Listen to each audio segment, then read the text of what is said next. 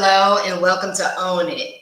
Self awareness leads to self development to self mastery. It's your life. Own it. My name is Marisa Bludon. I am so excited to be here with you. It's the top of the week, and we can start this week off strong and finish it strong. Taking center stage and owning it with me is Teresa Palmer, Hi. Pastor Dwayne Irvin, Dr. Jeffrey E. Berger, Nathaniel X. Ross, and Jacqueline Lulu Brown.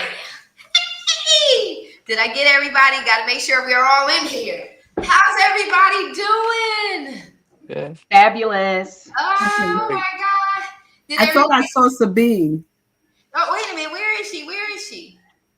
No, she's not in here. She was here, but I don't know how she got off, but that's all right. If she comes back in, we'll just bring her on in. So listen, how was everybody's weekend? How's everybody doing? Wonderful. Wonderful. Good. Couldn't. Doing Blessed. great. Absolutely blessed. Yes. So listen, we're at the end of March. We've been talking about leadership of self, telling our stories to inspire others and to influence others. And so I just want to touch base and say, how are you guys doing? So we're talking about this in the perspective of the idea of it and how effective it is. But how are we personally applying the things that we've talked about this month? How are we personally applying it? And listen, we got a full house, so let's just pay attention to our time and be considerate. But we're going to talk. We're going to start, of course. Teresa, you're up first. How do we apply this? So my biggest thing is I can't tell someone else to do something if I'm not doing it myself. And oftentimes when I speak, it's echoing back to me as accountability. Marisa, are you doing this? And how well are you doing it? So Teresa, talk about how the things that we spoke about this month and we've shared with our audience, how do you apply them to yourself and the results that you get? Welcome, everyone. Thank you for joining us, those live and listening to the replay. I think it all comes back to ourself. It all starts with us. And by self, I mean our self, our inner knowing, who we are, and that we have to do the inner work. I think too often we try to get things and we want that instant gratification. And I know there's a lot said about manifestation, where there's a lot of misconception about it, where you're supposed to think something and then it materializes. Well, that's not how it works in any way, shape, or form. You have to do the inner work. You have to know who you are. You have to know what triggers you. And that's one of the things that sometimes is hard to work on, because you may be someplace or you may be speaking someplace and something comes up that triggers you. Well, at that point, you have to recognize that that's a trigger and you have to deal with it. You can't let that take over. It's kind of the same thing with personal opinions. Somebody may be talking about something on a podcast, or you may be a guest on something, and you have a very different outlook, perhaps, or other people have a different outlook. Well, it's not about your opinion, it's about what you're sharing for other people. And again, that's knowing yourself, knowing who you are, what triggers you, because we all have triggers. We all have triggers. We just really can't act on them, especially in a public place. And I think sometimes that gets forgotten. I've listened to podcasts where people rant and rave, and they don't realize that you don't know, number one, who's listening, who may be in that audience that perhaps could help you with something. But now they're listening to your rant and rave, and you've turned them off. So you've lost either a potential client, potential mentor, potential help. You've lost something. At the very least, we don't realize it, but then we look foolish. We don't come off as being professional people. So I would say we always have to practice what we preach. It starts within us, and we have to know who we are, what triggers us, and what we're about, and then take that into the outside world, being mindful that it's not again about us, it's about the people that we're here to help. Thank you. No, awesome, awesome, really good. We talk about that, right? Those triggers, and that's what It's Your Life, Own It is all about. It's about, just like I said at the top of the show, it's about self-awareness. You gotta know so that when those triggers, and I call them traps and snares, right? When they show up, you have what? Done the self-development enough so that you operate in self-mastery. And mastery means not perfection. Mastery means that when that trigger happens, you're already aware of it. So you already aware. It doesn't mean that you are going to not be caught off guard. It does not mean that. That's where the mastery comes in, right? That it happens, you weren't expecting it, but you know how to come back, right? You know how to bounce back. And I talk about a speech that I was delivering during the Toastmasters event where it was so personal to me. It was my first conference that I was doing. And it was so important to me, to the point where I almost felt like when I was speaking about it, that I didn't feel authentic. And a lot of that came from me having, trying to use cue cards to make sure I remember everything instead of operating in my natural flow. And as a result, I crashed right in front of them. And the audience, my fellow Toastmasters, they were shocked because they were used to me showing up at a certain level and my delivery style being on a certain level. And they were shocked at my performance. And I wasn't shocked. I wasn't surprised at all because it meant so much to me. And I just wanted, and in the midst, I was within conflict with myself. I was trying to do what other people said you had to do, have the cards and study this thing out and practice, practice, practice. Well, I'm not one of those people that speak that way. I speak off the cuff with excellence. When you get me in too much of a preparatory place, I start losing it because I feel like I'm not being authentic. I'm not being true. I'm being practiced. And so we do have to know how to navigate through the triggers. And that comes from, listen, again, it goes back to know thyself. Like you said, Teresa, you have to know yourself well enough that when something comes in to try to get you off kilter, to question you or cause you to question yourself.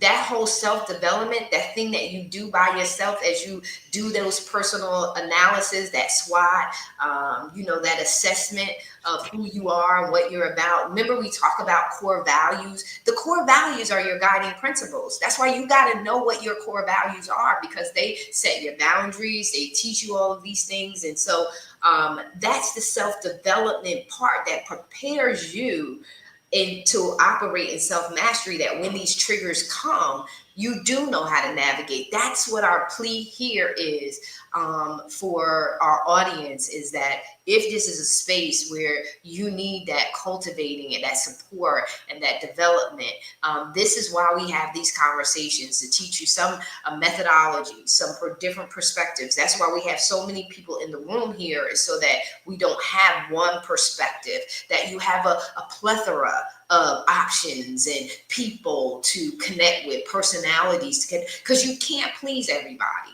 Everybody is not for everybody. One person may hear me and say, oh my God, I really love her. Or they may say, oh my God, I cannot hear her voice again, right? So it's just the reality. In the US, you guys have like 300 and something million people. So it's all good. If somebody don't like you, then there's somebody else. There's somebody else. There's someone else to connect with. Because what happens when we try to govern from a place of what is everybody going to be okay with, we dull down and we lessen our natural impact. and the real people that we are, the real clients or the real folks that we're trying to connect with, we won't get connected with those people because we'll be drawing in the people that we're showing up. And so, Teresa, you make such a great point. I'm going to navigate over to Pastor Durain. Pastor Durain, I know you're chiming. How do we use these things ourselves? The very thing that we talk to other people about in regards to storytelling, influencing, and making impact. How do we use those for ourselves? Good morning, everyone. It is certainly a privilege to be here. I agree with Teresa in some aspects. You have to know yourself. Not only do you have to know yourself, you have to be confident in who you are. It's okay if they don't like you. Like you said, it's okay if they don't want to hear your voice again. I remember I had surgery and on my throat, and I literally sounded like Mickey Mouse. And of course, my teachers didn't tell me then, but I had another surgery that corrected it. And they said, I could not stand to hear your voice. And I was like, oh my. And they were like, every time you would start talking, I would cringe. It was sort of like the chalk, putting your fingernails on the chalk.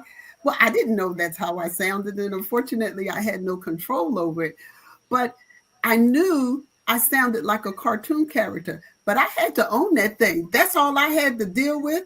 And I still had to be the lead. And I had to be comfortable and confident that it wasn't how I sounded. It was the message that I was trying to get across. And that's where we have to, when we are self-aware and we're doing that self-development, we are confident in who we are. I stand on the word of God. So I know I am confident in every word that he says in his word. I own it. And I declare that is who I am. And like we say, I own it and I walk it out. Yes. But I try to encourage other people to do the same thing. I have a couple of people that I'm mentoring and they'll say something negative. I say, oh no, we speak positivity. We're not letting those negative words come out. We are not affirming what other people say because it's not the names that people call you. It's what you choose to respond to. If you respond to that negatively, then you own it. It becomes a part of you. It's like that seed you put in the ground. And then somebody else comes and calls you something negative and they water it. And next thing you know, you got a harvest of negativity. That devil is a liar. Yes. And I choose to have a harvest of positivity. So when the snares and traps come, I remind myself who I am. I know I have triggers, but I remind myself I can do all things through Christ who strengthens me. And I look at it for what it is. I say, and I talk to myself. I don't know if some of you, but talk to yourself. I talk to myself and I call myself Diva. Yes, I do. I go, look, Diva, you already know that's a trap. How many times you going to jump in there? So I tell myself, okay, when the enemy throw a trap, I'm going back to my baseball skills. And he expected me to throw a fast pitch. I'm going to throw a curveball or I'm going to throw a slow ball because he's not expecting that. So I'm not going to respond in the way that he wants me to. And I literally talk myself through it. But when you have that self-development and self-awareness and you know who you are and you know whose you are, then you can rely on whatever your faith base is, that's what you stand on. If you say you believe it, then stand on it and walk in it. Own it. Thank you, man. Awesome. And that's it. It doesn't matter what your belief systems, and just like you, I'm crazy for the Lord. But I always encourage people to be true. Own what it is that you believe in. That's why those core values, I'm going to keep driving at home. Those core values, that SWOT analysis, that those personal assessments of yourself. Don't overdo it. Be a little kind to yourself. We know personally, when we sit by ourselves, we know the things that we're doing. And we know the things that we are not doing. And sometimes we know when we're being too tough on ourselves. Love yourself. I want to talk about the importance of when you speak from a place of confidence, but also from a place of confidence and happiness and fulfillment. When you're confident and you're happy, you don't have that. It lessens that venom or that bitterness that shows up when you're confident and you're not happy. Sometimes you're bitey when you're showing up. And I think that, I could use different terminology, but I think we all get it, is that you got to be happy. You got to be confident and happy. There's a combination of that just becomes the perfect formula for showing up and being gracious, kind, and compassionate towards others that may not agree with you. I believe that that's important too. And, just like you said, I talk to myself. I have no qualms with doing that. And I even answer myself because I need answers. So I even answer myself. And I have a ball doing it. So when I show up, I'm confident, but I also am happy. And when we're doing that, we come from a place of love. We're not coming from a place of attacking. We're not coming from a place of we got it all together, because I don't have it all together. Right in front of that Toastmaster, my fellow Toastmasters, I had to pull myself together. I had leaned in to one of my very good friends and I said, girl, I just want to sit down. I just want to disappear. And I was saying that to her in front of everyone. But there's something about being authentic. There's something about being true to self. There's something about being vulnerable and not being embarrassed about failure, because failure is it helps us to grow. And it also too helps us to not feel ashamed when something else happens, because life is going to keep on happening. And we've got to get to a place where uncomfortable things are not so drastic or not so traumatic, where we can't bounce back, because we need bounce back. So right in front of them, I bounced back. I bounced back and I shifted from looking at cards and saying, look, this is my baby. Take center stage is my heartbeat. And I just need to tell you that when you come to this event, it's going to be life-changing, because we're talking about self-awareness. Because without self-awareness and self-development and self-mastery, you're not going to excel in your life. You're not going to excel in your career. You're not going to excel in your business. So this is the very thing that most people run from. Self is you run all day because you don't want to deal with what you know your reality is. But I'm going to tell you that if you would take center stage in your life, your career, and your business and own it, you will start flourishing. Who's in your boardroom? Stop letting yourself and not stop letting others tell you that you're not good enough. And so I want to go on over to Thailand. All right, Nathaniel, how do you use this in your own life? Come on, talk to us. And what time is it there? It is 9:17 p.m. Okay, so that's not too shabby. Talk to us, Nathaniel. What's going on? How do you use this in your life? We tell other people what they should be doing, and we suggest it. And then I want to hear, what are we doing? Are we using this? Are we using it? Well, I do, and I'll start by saying I share stories, whether they're my own stories or other people's stories that I have seen and experienced. Because when I share those stories, it makes me reflect. Like you said, Marissa, makes me reflect and go, am I doing these things? Right? I can't teach it and not question whether or not I'm living up to doing those things myself. So hearing the stories, it's an accountability check for me. But from what Teresa and Pastor said, and I think I'll take this little lesson and put it into both a secular and spiritual perspective.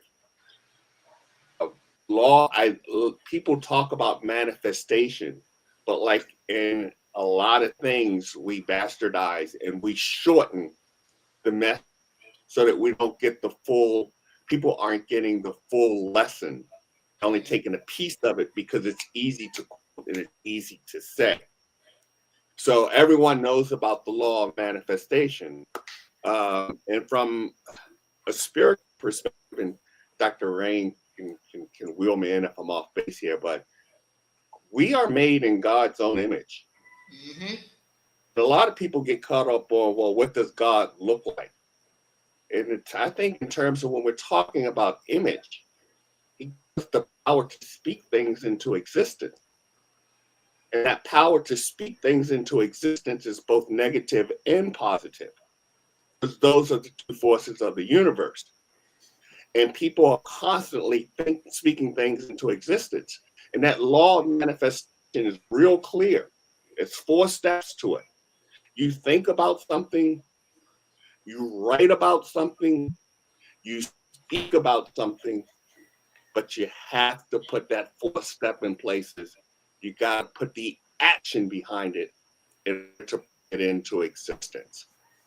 And, you know, that's where I think we get a little lost with some of the people in the manifestation part of it, is what the action behind it. Because if I want to change, I can think about it, I can speak about it, I can write about it. But if I don't put the action behind, it's never going to happen. And putting that action is what brings it about for me. That is awesome. I love it, because you're so right. Because what happens with people is they think, puff, and it magically is going to appear. And even when I do a lot of speaking, I have a lot of people say to me, Marisa, how do you do this? And I've often said, you cannot rub me like a Buddha and think this is going to transfer. You've got to do the work. And you've heard me say over and over, I love people. I love everyone that God has assigned to me. And I am praying for you all. Trust me, I am, with my whole heart and with diligence am I praying for you. But at the end of the day, you've got to do the work. And you'll hear me say, I don't like coaching. And it's not because I don't like coaching. I am results driven. I'm a list person, and I like to check stuff off. I get my resiliency, I get my energy, I get my motivation, by things getting accomplished. And so most people don't want to do the hard work. And most of the hard work starts with you. I always say the one variable that never changes, that you can never remove from your life, is you. You've got to be willing to do the work. You can think it, write it, speak it, but courage, tenacity, and audacity takes action. It takes you doing it. And we are at a very critical point. If you're listening to this, it's very, very important, because you are at a crossroads. Do I continue this? Just like he says in the Matrix, you want to take the red pill, you want to take the blue pill. Which one? Which one? Which one? Because greatness is awaiting you to arrive. And not to be afraid of it. Stop being afraid of it. Because on the other side, see, I love Maslow's hierarchy of needs, because self-actualization is liberation. It's being unapologetic. It's being unleashed to conforming. Because at the level by which you enter into self-actualization or stay in conformity is you pleasing other people and keeping it safe. Self-actualization is not being perfected. It's being free from everything else that everybody else says, and believing in who you truly were meant to be, and start living that fulfilling life. And I've studied Maslow's hierarchy of needs. So if you haven't, study and read in between the lines. He was not talking about all of this maximizing your talents, your gifts, your proficiency. It was owning who you are. And so I'm going to finish out with you, Lulu, but we're going to let Jeffrey, we're going to let Dr. Berger speak, and then Lulu, you close us out. This has been amazing. I love this. Thanks, Marisa. Yeah, this has been a great panel discussion today, and great seeds have been planted. And again, with Teresa, really hit it off about self-awareness. And once you know yourself, then that love of self really starts to foster a lot of open doors for yourself. And this is something that I learned later in life. And as I always say, better late than never. And you talk about self-development, you talk about self-mastery, and this is where we need to own it. We need to step into our own space and take control about our own purpose-driven, meaning. What are we here for? What is our outcome? And what are we going to leave the world once we ourselves depart? And it's all really for the betterment of humanity is what I am driven by. What changes can I make to help people grow from where they are? And you talked about being, comfortable in your uncomfortable zone. It's really stepping beyond that comfort zone where growth really happens and it really occurs. And if you can embrace that, those reactions of uncertainty and learn from that. And one of the things that I've learned over the last several years, being in front of these amazing leaders here, along with others, because I love to pick different stories and see how can I intertwine them into my own stories, because they help me move from a trigger component, from a react to an evaluate. And I used to be a reactor, which was not healthy. And the evaluate is, okay, so how can I take this information? It's being triggered by me or triggered to me. How can I take this and turn it around to something of value? What am I going to learn from it? What is it going to do for me? How can I move forward with it? But more so, can I help somebody else with that down the road?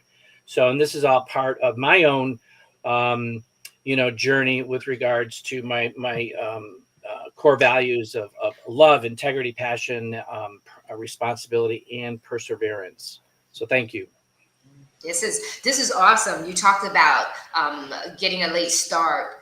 Delay is not denial. It is not denial, no matter where you are. And I think, I know Pastor Durain talks about that a lot, about things happening for us. And so sometimes delay is just preparation. It's about alignment. It's about everything that needs to be done in the background of you showing up for that moment. And so, and I believe Pastor Durain, you talked about that too. It's like, evaluate from the positive perspective. What positive can I take out of a negative experience, right? How can I build character? Because this is all about building character. It's about building integrity. It's about building a tough skin, because, everything is not going to work in our favor, but do we give up? No. Anything worth having is worth fighting for, right? It's worth showing up for. I love how you said evaluate. I say assess, address, and move forward. Evaluate is so good that you evaluate. That's the analytical. You're counting the cost. You're looking at the variables to see how is this whole thing working out. It's operating at another level, in another frequency, in another vibration, right? You're going up higher. And when you go up higher, you're increasing your capacity for understanding and relativity, right? You're relating in a different way. So you're showing up in a different way. We have got to come to a heightened level of consciousness, not just existing. Like you said, not being reactive, but being proactive and intentional, right? Strategically intentional. What is it that I really want out of this? That's even with the dynamics of our relationships. You don't just stop cutting people off and evaluate and say, wait a minute, maybe I need to put this on pause so things can relax a little bit. But we talk about, Lulu and I, needs analysis, skills analysis, where we're assessing, like, what is the value of this relationship? Not today, but perhaps tomorrow or well into the future. Do I cut this off and then cut my blessing off long term? Or do I sit and pause? Like when we cook, we don't cook. Some things we cook straight up, right? Some things have to go through a process in order for us to get the maximized flavoring, right? So we marinate our meats. Sometimes we marinate our vegetables, right? We let them sit in a sauce for a while. So sometimes that's how we have to do with ideas. That's sometimes we have to do with people, situations. We have to start thinking in a bigger way if we want bigger outcomes. So Lulu, we're at the top of the half hour. I don't want to keep the people any too much longer, but will you close us out? Now I'm letting her close us out, so just to yield back time to the people. That's all. And so love you, Lulu. Close us out with your thoughts. Thank you so much. Everyone has really provoked thought and said some profound things that our listeners can actually walk away with. And so I would add that it starts by looking in the mirror first. And I know, we've all kind of touched on this, but if you think about it, sometimes we're looking in the mirror to see how we look physically. And it takes looking in the mirror to say, well, am I really being true? Because we're talking about how do you apply what you give to others to yourself. So you have to ask yourself, am I really applying it? And can I see it? Can I see it when I look at myself, when I come out of myself and look at myself from afar? Do I really see that I'm doing that? And it's kind of like I'm going to tap on to preparing for the meal. So when you're preparing the meal and you sit down, are you eating the meal that you've prepared, or are you only sampling it because you want to sample what's convenient for you versus eating the whole meal that you've prepared for everybody else? And know that this is not a performance. We've all talked about the reality of when you're the deer in the headlights. And if you haven't been, you will be at some point in time. But this is about not being a performer and everything always working perfectly, but it's about being vulnerable and letting people know that you are human. They have to see that, you know what? They're human too. They experience the things that I experience. And then when you are operating in joy, last but not least, we know we need discipline. We know we need strategy. These are all of the things that we teach others. We have to apply that to ourselves. But joy has to be there, because if there is no joy, people are going to sense that. They're going to see that. They're going to sit back and say, well, gee, why is he or she here? But when we are grounded, and I'm talking about soul fueled in joy, people are going to get far more than we can even imagine.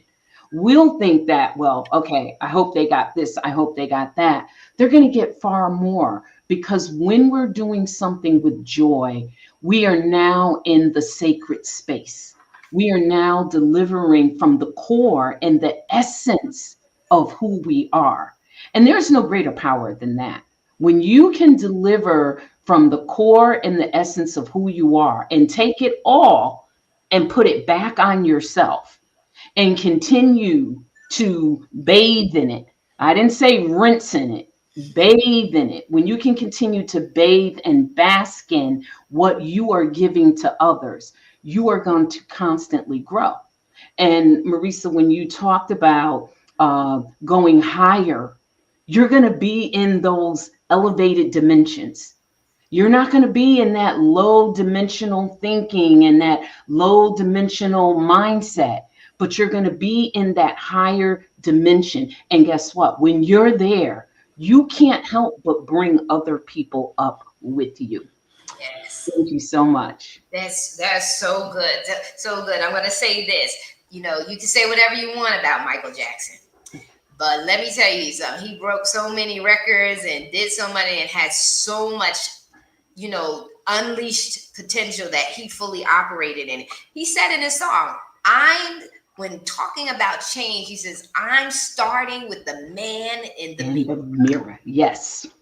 Yes. I'm asking him to change Change his ways. ways. And so I will leave with that, but I'm going to also talk about joy.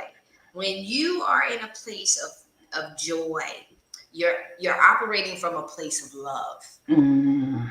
You're operating from a place of love and inviting others in to feel that love. And when we are serving people, we have to serve from a place of love, because that is what's causing purified change. And that is what keeps the heart of the leader pure, is that they're operating from a place of love. And so I just want to say that I love you all. I do. I think about you all day. And I get so excited when we're getting ready to come on and all of that other good stuff. And I just want to say thank you so very much. You guys are a phenomenal team.